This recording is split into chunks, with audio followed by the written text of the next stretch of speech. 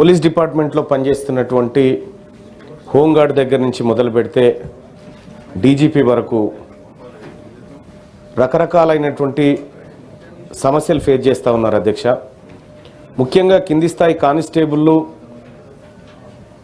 Ground లెవెల్లో పనిచేసేటువంటి సందర్భంలో అనేక ప్రమాదాలకు గురవుతూ ఉన్నారు అధ్యక్ష. రీసెంట్గా గజ్వేల్ నియోజకవర్గంలో 2 కానిస్టేబుల్ రోడ్డు ప్రమాదంలో చనిపోవడం జరిగింది అధ్యక్ష. అలాగే కొంతమంది ఎస్ఐలు సూసైడ్ చేసుకొని చనిపోయినటువంటి పని ఒత్తిడి పెరగడం కారణంగా సూసైడ్ చేసుకొని చనిపోవడం జరిగింది అధ్యక్ష.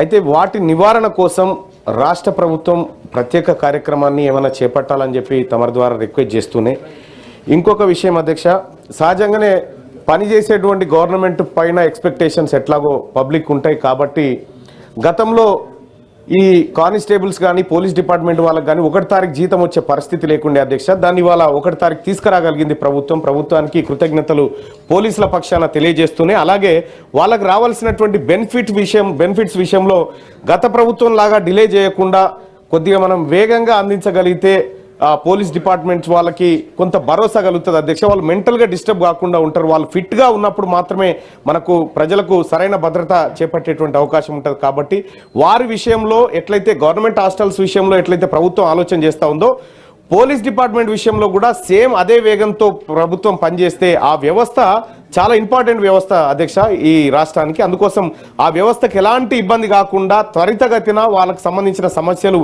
పరిపూర్ణం చేసి ఆ సమస్యలు తీర్చాలని తమ ద్వారా రిక్వెస్ట్ చేసుకుంటున్నాను అధ్యక్ష.